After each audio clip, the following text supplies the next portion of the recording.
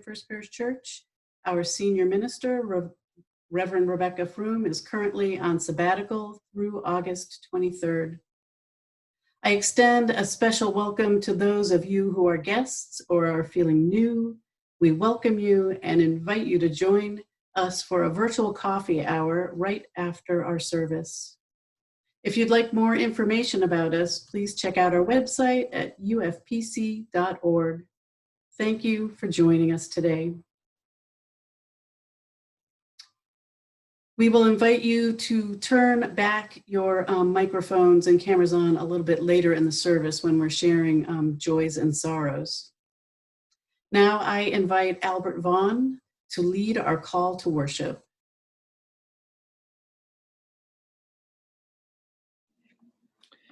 Call to worship. Life Comes to Us by Gretchen Haley. Life comes for us in 1,000 different ways, undoes plans and upends traditions, knocks down the doors of our defense in a moment. Every expectation releases, like the in and out of our breath. Life is urgent and also unbearably slow, and does not take well to our fantasies of control. We gather here to practice surrendering to the waves of grace and grief, in song, in silence, in story. We come to remember the possibility of a larger call, that we might offer our gifts with a surprising generosity, that we might release ourselves from the needing to know, that we might simply be present to this beauty, these partners, this hope that we make together. And I invite Mel Gavassi to share a reading as we light our chalice, symbol of the Unitarian Universalist faith. If you have a chalice or candle at home, I invite you to light it as well.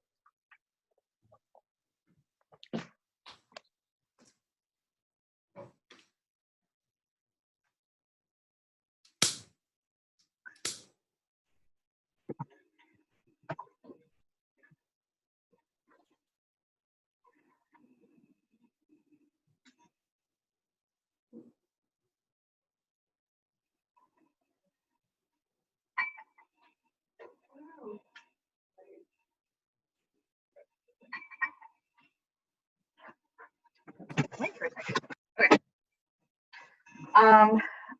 Our Community Knows No Boundaries by Nancy Reed McKee.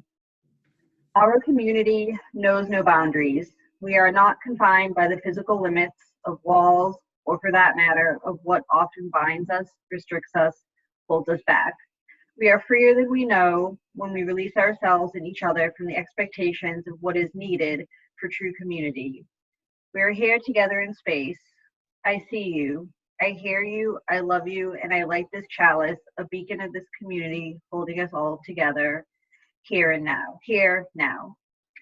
Please join us in reading our covenant. You will find the words on your screen or posted on our website.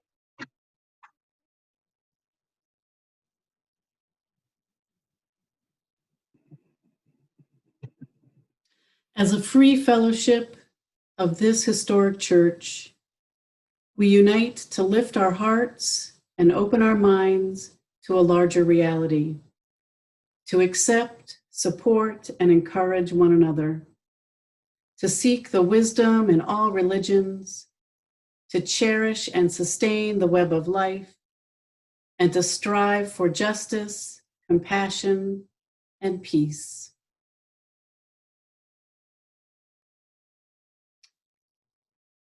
Please join us as we lift our voices in song with a familiar tune, hymn number 347, but with the text rewritten for this particular occasion and time by Pat LaManna, and it's performed by the hymn's original singer-songwriter, Jim Scott.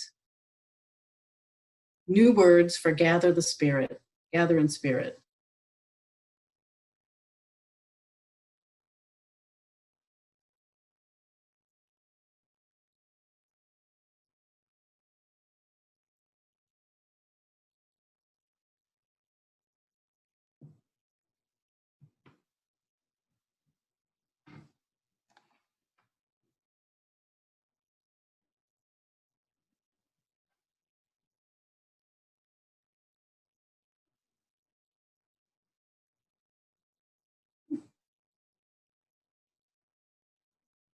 Maybe we won't be singing the song.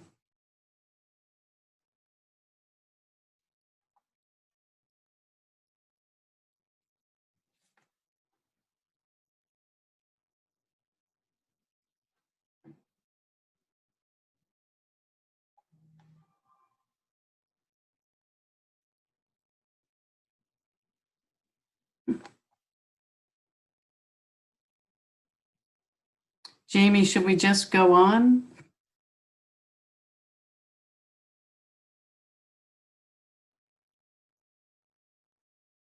Ah, there we go. I'm sorry, I had my microphone off. Ah. Gather in spirit, not face to face. Let's do what we can to flatten the curve. Wash your hands often and don't touch your face. This virus is something no one deserves. Gather on Skype, gather on Zoom, gather by phone with family and friends. Gather online, but don't leave your room. Let's all stay safe until this crisis ends. Gather on Facebook, but not for too long. There's so many ways to sweeten the time. Take a crochet, write a new song, read a good book, make brownies sublime. Gather on Skype, gather on Zoom, gather by phone with family and friends. Gather online, but don't leave your room. Let's all stay safe until this crisis ends. Gather in spirit, pray for the scared, the sick and the poor, the lonely at home. Count on your blessings and reach out and share. Let everyone know that they're not alone. Gather in Skype, gather on Zoom, gather by phone with family and friends. Gather online, but don't leave your room. Let's all stay safe until this crisis ends.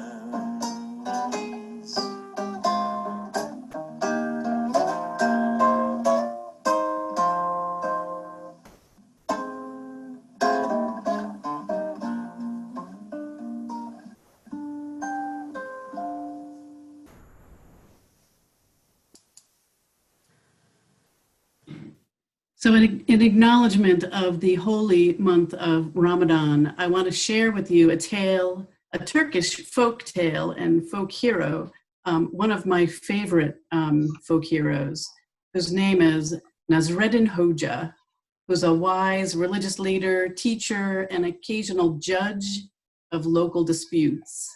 He is witty and wise, and he often illuminates problems and perplexities of everyday life. This morning, Layla and Sol will share the story. One of my favorites, Eat, My Fine Coat, Eat.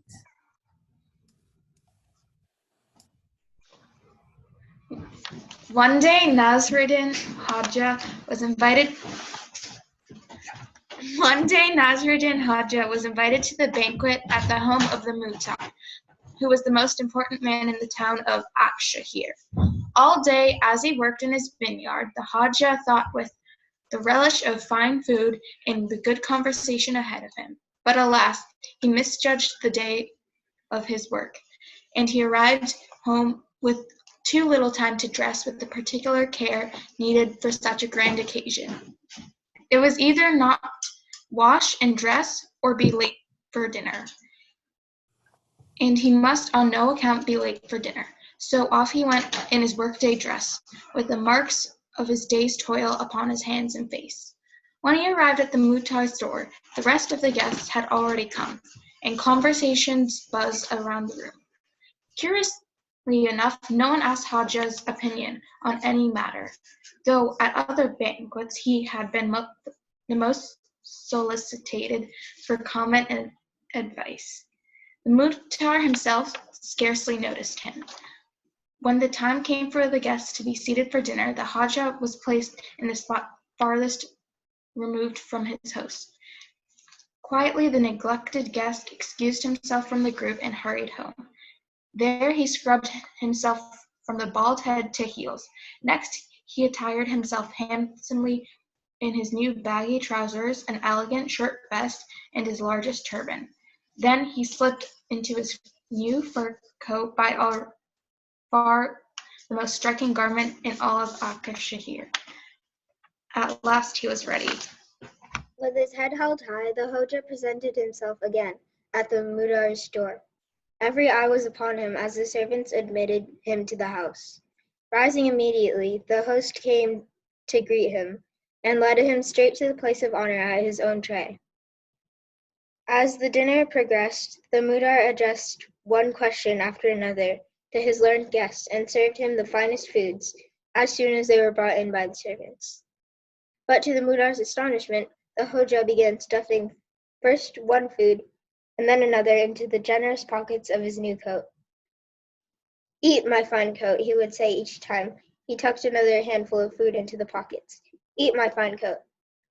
First the Muhtar watched, then everyone watched, but no one could make any sense of the Hoja's strange behavior. Finally, the Muhtar could remain silent no longer about the matter. "Hoja, Effendi," said, "what are you doing?" "Ah, sire, I am but feeding the guest you invited to the banquet. When I came the first time this evening, you gave me no notice at all. When I came the second time, you treated me as the guest of honor. I have not changed. I am still Nasruddin Hoja. Therefore, it must be my fur coat to which you are giving such honor. Since my coat is the guest of honor, it should have a fair share of this fine food."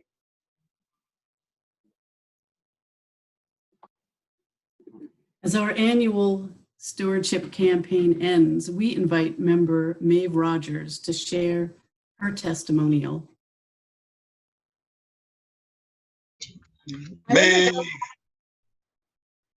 I was a little kid full of questions, and church was the first place where I found adults who were willing to tell me that they didn't know the answer sometimes. Everywhere else, people would hear me start my parade of questions and groan or roll their eyes. They would race to shut down the questions by trying to provide the fastest answers, or, my least favorite, just because. The community to raise me at UFPC were the first people who let me know that it was okay to not know, and it was okay to want to know and to ask questions. Growing up UU among peers who were mostly Catholic, a lot of them had answers to really hard questions that I didn't. When I was younger, I was jealous of this, but I've grown to have a deep appreciation for the way that church school at UFPC taught me to engage with questions I encountered in my life, to formulate my own thoughts about them, come up with my own answers, and most importantly, to be comfortable sitting with the unknown. As I've grown up and started my young adult life, this is something I feel is an incredibly important part of me, who I am, and how I'm able to carry myself through the world. Makes me proud to be a UU and proud to have been raised in this church community. It's also been incredibly helpful in helping me identify people I want to be around. People who hold positions of power, who are willing to admit when they don't know something, to engage with me in questions as I try to work through them. Seeking these people have found me friends, mentors, advisors, and more. I study conflict resolution, and as I get closer to being a practitioner in a field full of questions with unknown answers, I think this ability to accept some things as unknowable is extremely helpful to me as I study, encounter, and spend so much of my time thinking about very heavy topics. I find myself keeping hundreds of little sticky notes with questions and wonderings. I don't expect to find answers, but this doesn't mean that the questions aren't worth thinking about. My classmates, my professors, and the people that I work with in the field are all, some of them, willing to engage with me in these questions, not necessarily for answers, but just because they're worth thinking about. I know that UFPC will always be home for me in a way, but I also know that I will always carry this part of me that UFPC helped craft as I walk through the world.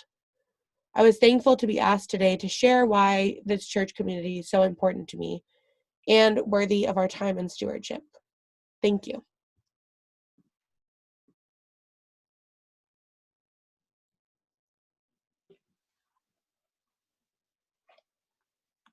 We drink from wells we did not dig, and we sit in the shade of trees we did not plant. As the recipients of all we have received from those who came before us, we are called to share our abundance with those who will follow us. This congregation aspires to do life-affirming and life-transforming work, both for those of us who gather within these walls and for the larger web of life of which we are all a part. As a voluntary association, our church is sustained through the gifts of the members and friends of our congregation. Your generosity keeps the lights on and our gardens watered. Your generosity sustains our lifespan religious education program. Your generosity supports a liberal religious voice in our greater community. These social distancing measures we are practicing have fundamentally changed the way we must perform our offertory. Please take this moment to visit our website and consider clicking on the donate button located on the homepage of our website, UFPC.org, to support the good works of United First Parish Church.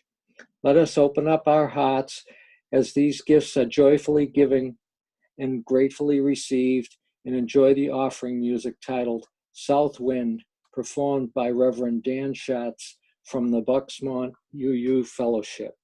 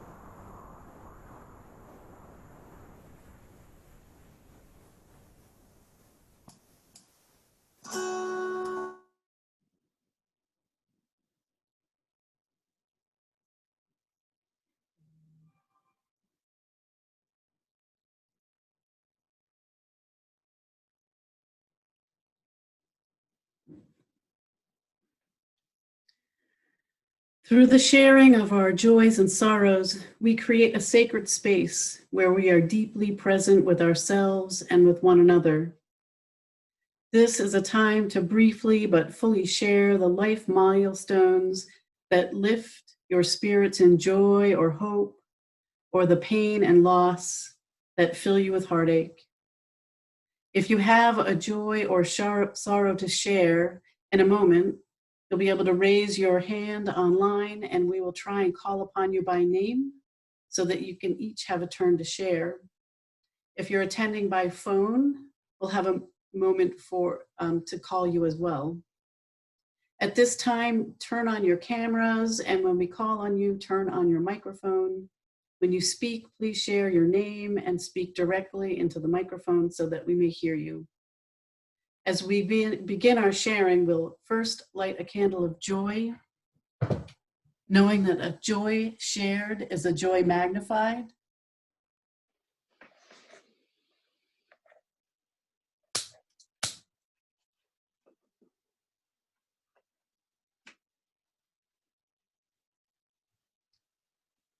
And we will also light a candle of sorrow, knowing that a sorrow shared is a sorrow diminished.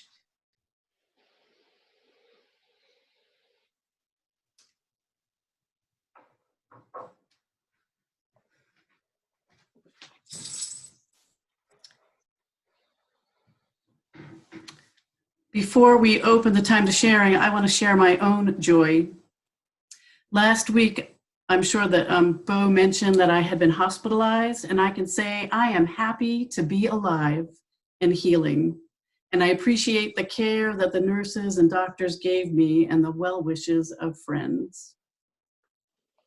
Let us open our hearts to one another. Jim Petosa? Hi, everybody. Can you hear me okay?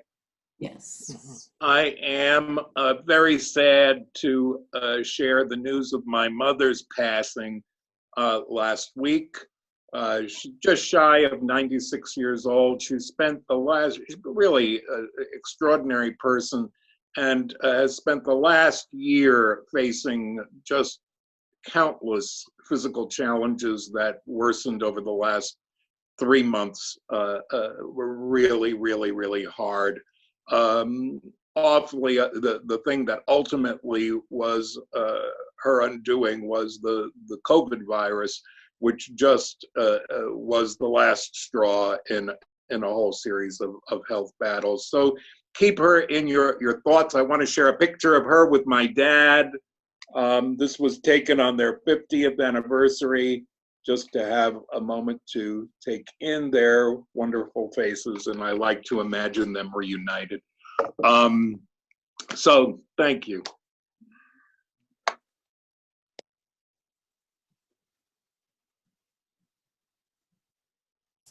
I see Melissa.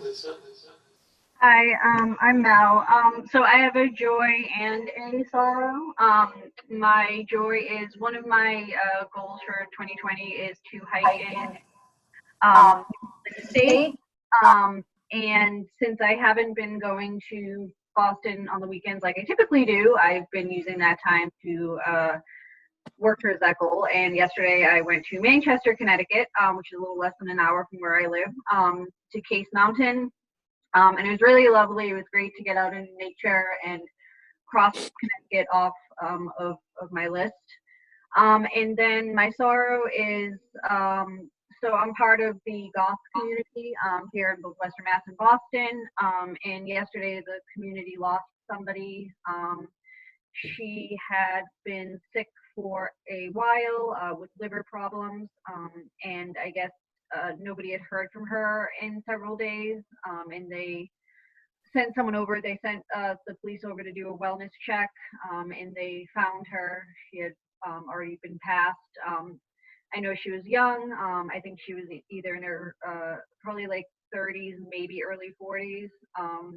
So if you could just, keep her family and my community and stuff in your thoughts, I'd appreciate that. And finally, also today is the 28th anniversary of my grandmother's passing. I was 10 when she died, and she died very unexpectedly of a heart attack.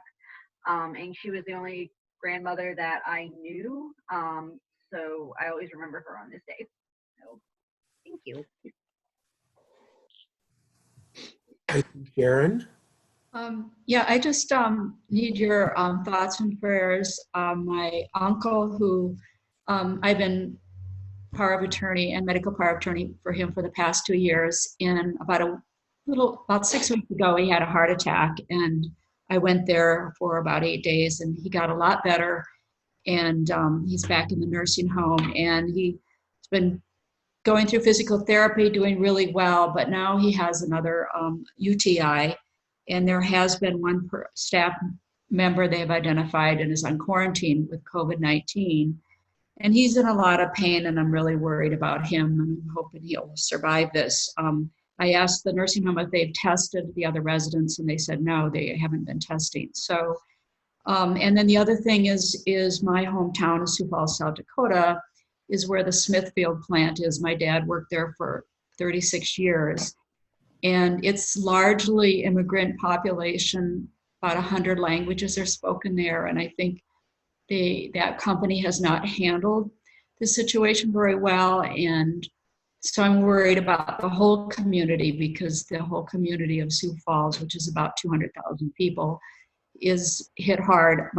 My brother-in-law's cousin is in the hospital now with COVID-19. He worked at the plant for 40 years, and he's on a ventilator. So we're really concerned about how this is going to affect everybody.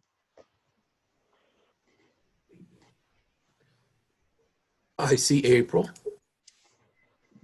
I have a joy to share, and that is I finished my radiation, yay, this past week at Beth Israel in Boston.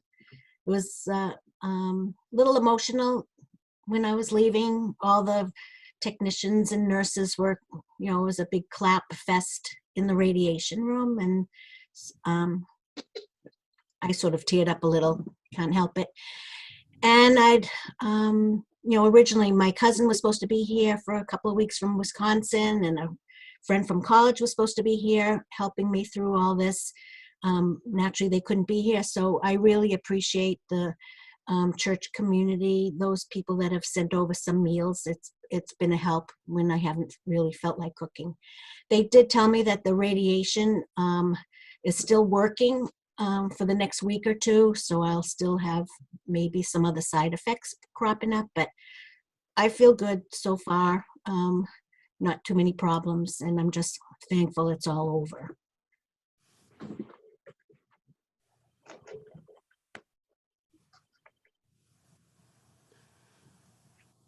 Do either of do any of our phone callers have a joy or a sorrow to share? This is Marie Louise. I have a sorrow to share. One of the members of my extended family, Paul Hicks of Holden, passed away this past week. So if you could keep his wife, Karen Hicks, Paige's mother-in-law, in your thoughts and prayers as they go through this week.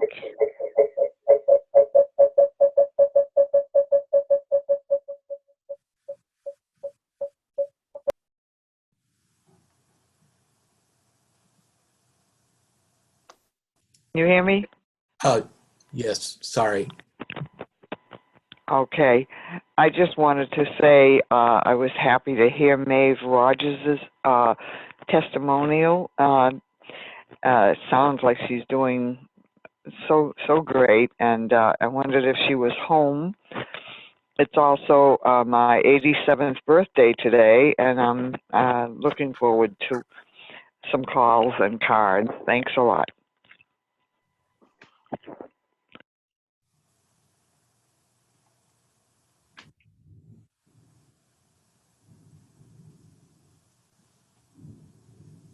Does anybody else have anything they'd like to share?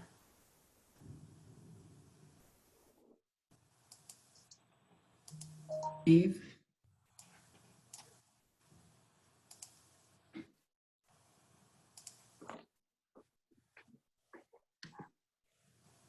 Thank you. I wanted to say thank you. And yes, I am home. I'm in Quincy.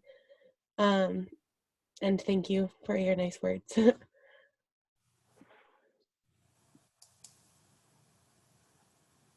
As we end our sharing, we light a final candle.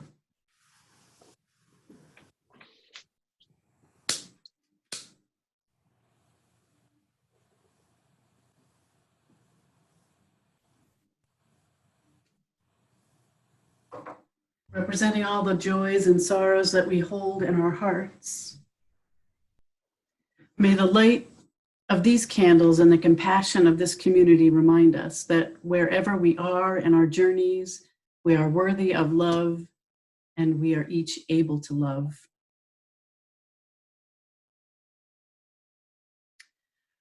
Let us take a deep breath together, feeling that spirit of life and love that moves within, between, and beyond us all.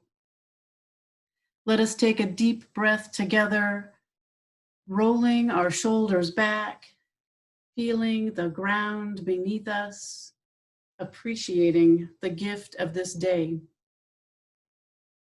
Let us take a deep breath together, entering into a time of shared, sacred silence.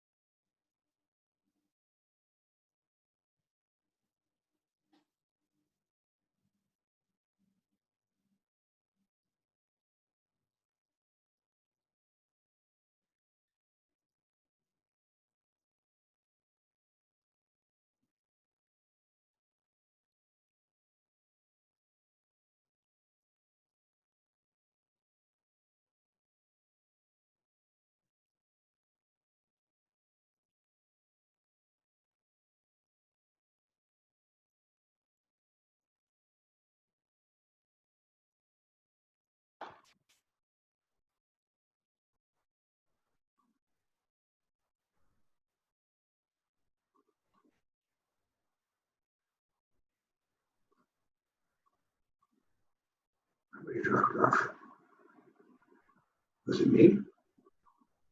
Lift your hearts and join me in the spirit of prayer and meditation, listening in these words for the language of faith that's most meaningful for you. Eternal presence, known by many names, known in many ways, we are gathered here, remembering those we're separated from, giving thanks to members of our community and family and friends who've helped many of us in times of need, when we've needed help after medical procedures. We open our hearts today to too many members who have lost family members or friends, extended family.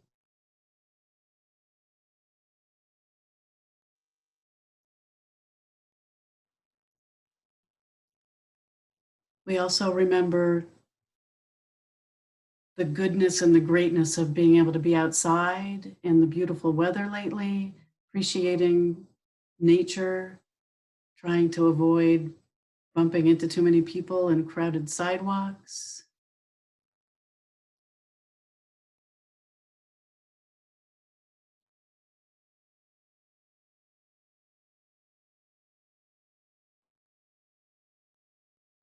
We ask for thoughts and prayers for family members and healing messages. And we ask this in the names of all those known and unknown, present and absent, remembered and forgotten. We ask this in the names of all the helpers of humankind. Amen and blessed be.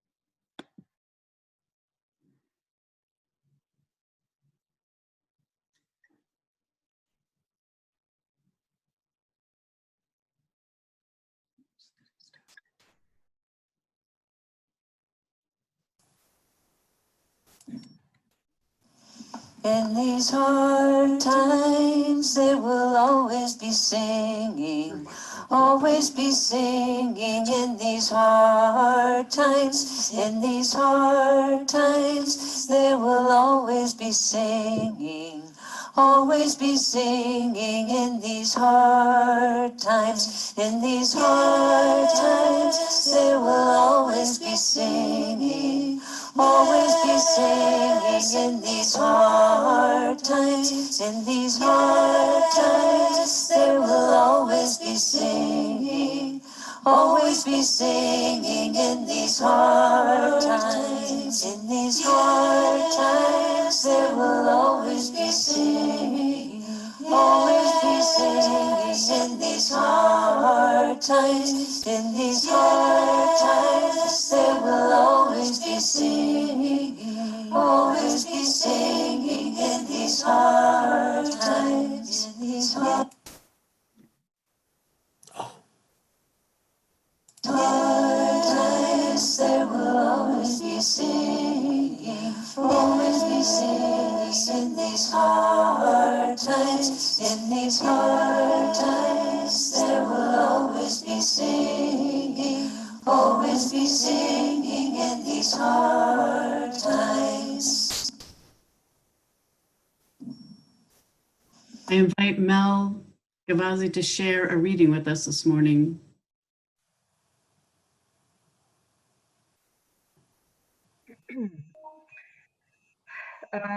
This is Prayer for Pandemic, Both and by Denise M. Colley. In process theology, we stopped viewing the world with a binary lens. Rather than life being dreadful or wonderful, evil or good, or the world existing in only binaries of male, female, or right or wrong, we look instead through the lens of both and, as opposed to either or. Today, we hold so much. We are overflowing with both and. Pandemic brings us both unexpected joy and suffering beyond measure.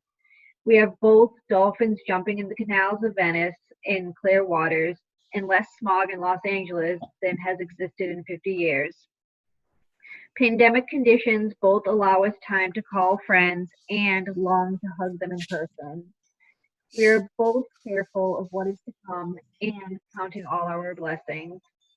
We are both confronted with too much idle time and finding time for cleaning, gardening, and yoga. This pandemic brings both sleepless nights and Tupperware cupboards that are finally organized. We are both widely grateful for our nurses, occupational therapists, doctors, and respiratory therapists, and we are frightful for their well-being and safety. We are experiencing both cabin fever and trepidation to leave home. We are both grateful for the slowing down of our lives and honoring the people working twice as many hours trying to serve us. We both mourn all the occasions we are missing, the graduations, the birthdays, and the family dinners, and relish the gift that is life in a body. We both experience negative emotions and heal ourselves by naming and expressing these fearful thoughts. Those of us with children are both trying to make their online homework experience more educational and positive, and hoping we have doled out just the right amount of screen time to keep them quiet while we are on Zoom calls. We might be both grateful for this time at home and miss our loved ones terribly.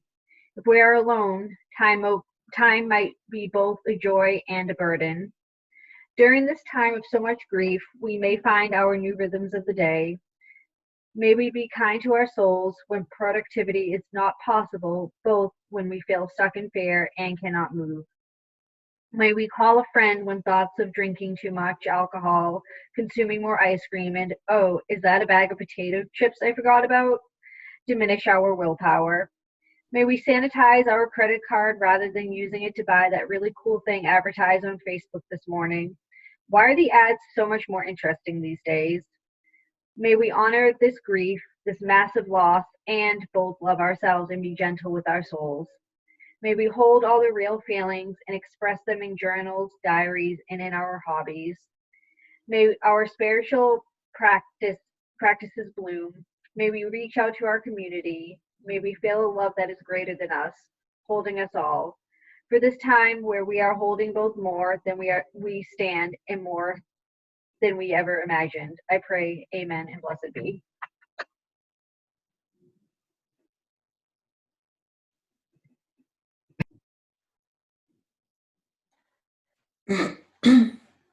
When I began planning this service in March, we had just begun holding virtual services. I wondered what would be most meaningful us to think about and reflect upon at this time. Our Soul Matters theme for April was liberation. At first, it seemed to me to be an oxymoron. I mean, we're being confined. We want to stay in place. Doesn't seem like that's liberating. But then I began to think about what this time of pandemic might be liberating us from. In a few moments, we're going to be moving into breakout groups, and I have a few questions for you to ponder together. And they can be reflected upon as how you in your personal or family life think about it. Like, what have you been liberated from? What have you become more conscious of? What will you maintain once this confinement is over? As I am learning to be liberated from my resistance to asking for and accepting help from others, my recent near-death experience gave me the opportunity to not be okay and to accept offers of help when my auto response is, no, I can handle it. You might also consider these same questions with a social justice lens. What have you been liberated from or more conscious of might have been me, my eyes being open to the inequity of our economic system, where many of those at-risk folks are suffering more keenly than any inconvenience I feel. I'm still working. In the time for all ages, Nazaruddin Hoja came to the feast in his work clothes and was ignored, but was invited with open arms and fanfare when he returned, all cleaned up. This month-long holy days of Ramadan are a time of fasting and leaving behind the material world, devote time to remember what is important. Learning self-control, gratitude, and compassion for those less fortunate. When I reflect on the question, what will you maintain once this confinement is over? I will continue to donate money to No Kid Hungry so that those children who need their meals when they come to school still have them right now. And maybe I will share and bring relief to someone, like today, a woman I admire who feeds the food insecure for a Faith Family Kitchen in Hyannis, and whose car recently died, and she uses that to get the meals to different communities on the Cape. I'm lucky because I continue to earn a living so I can give when others cannot. So bear with us for a moment, and you're going to be put into your breakout rooms and reflect on the questions. What have you been liberating from? What have you become more conscious of? What will you maintain once this confinement is over?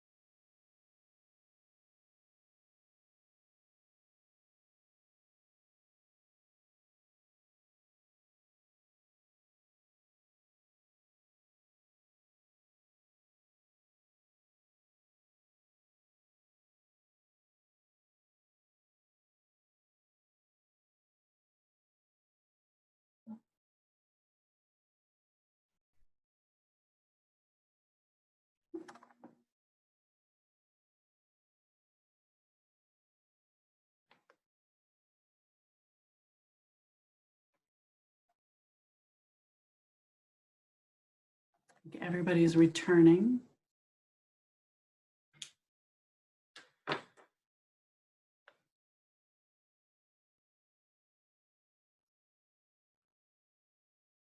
There we go.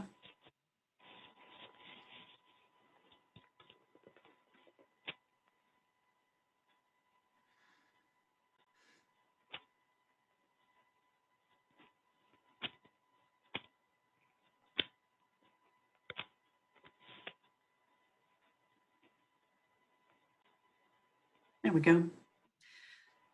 So before I read a blessing that Rosemary Morrison wrote, I just figured I would briefly reflect on a few of the things that people talked about being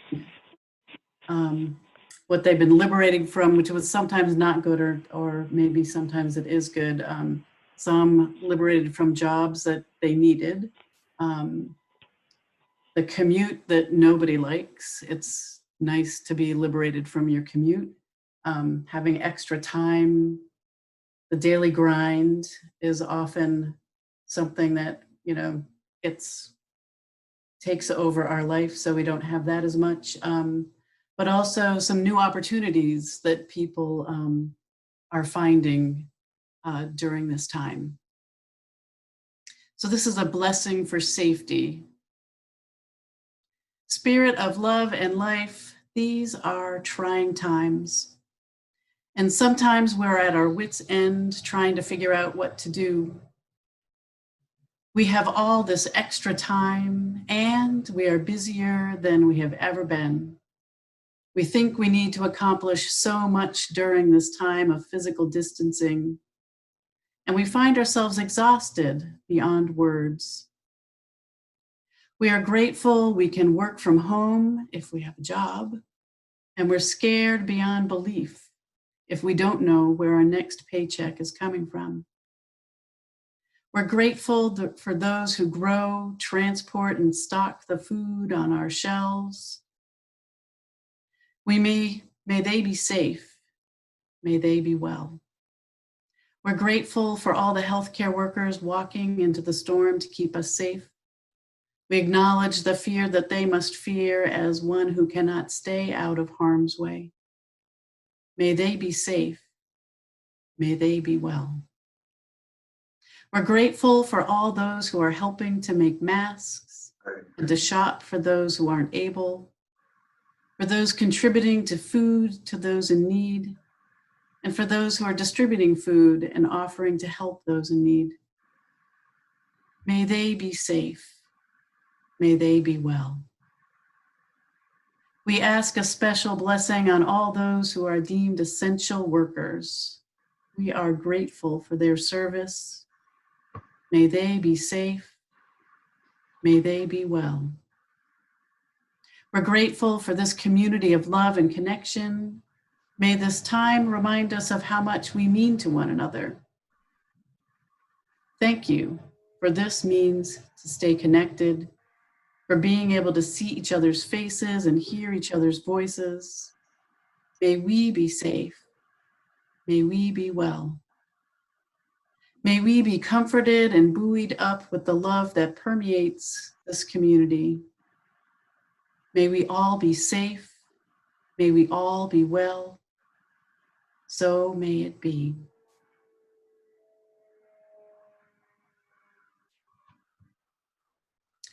So here at United First Parish Church, we gather in many ways for spiritual growth, to nourish connection, to put our faith into action, and to participate in the life and leadership of our congregation.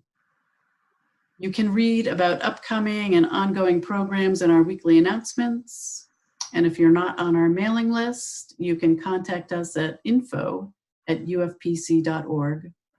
We'll make sure to add you to our mailing list so that you remain connected. A few upcoming events that are done virtually. Wednesday afternoon from 2 to 3, Reverend Bo hosts a weekly discussion group on Zoom titled Hope and Inspiration. Also this Wednesday evening at 6:30, before the COVID crisis, we were invited to host the Sanctuary Boston worship service at our congregation, but now the service is being held online, and Matt Meyer has invited us to participate in the service. I believe that Chris Jackson and I will be readers, and that is at 6:30, and I will send the link out on our email list. On Friday afternoon at 2:30, I will resume the Friday afternoon Zoom gatherings for anybody that needs to connect, where we just kind of share, we might complain, we might talk about good things, whatever you want to talk about.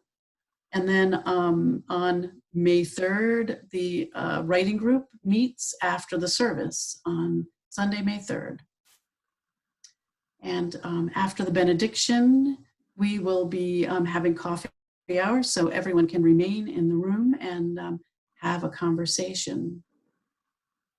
So I invite, if you recall what we do in our normal worship services, we kind of hold hands or touch our hearts. So I ask each of you to hold each other in your hearts and remember to reach out.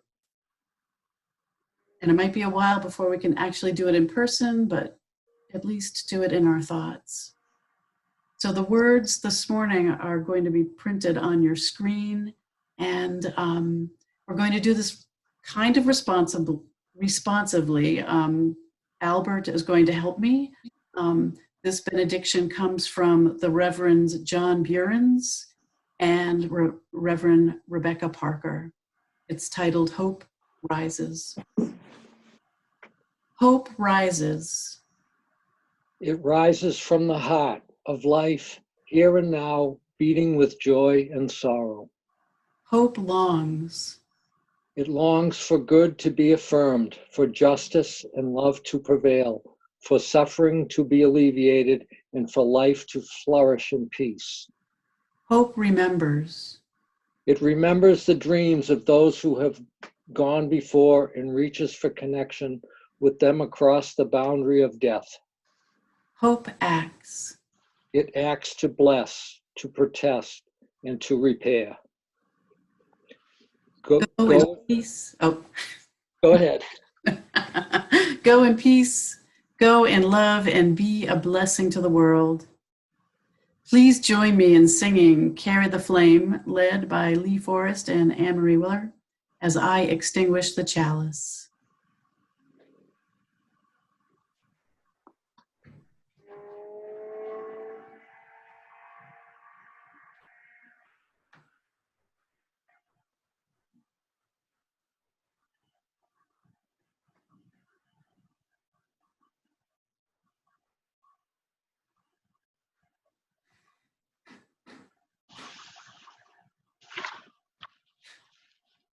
Swear and keep your pants Don't on, talk okay? about anyone.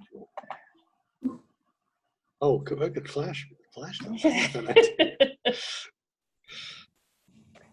I'm gonna bring one of my long coats and stand up behind you. People be like, why is that man wearing a sweater under his coat?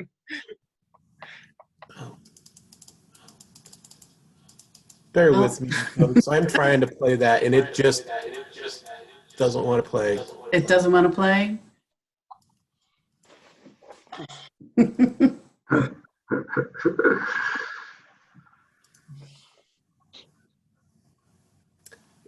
I'm sorry, it's not on. It's just not working. Fine, it's good. We don't need it. Let's go. We're good. Coffee hour. Yay! Well, Anne Marie and Lee, I'm so sorry we couldn't hear it. Yeah, nobody. Well, now that we have it, though, we'll be able to play it again. It's our goal, anyway. James.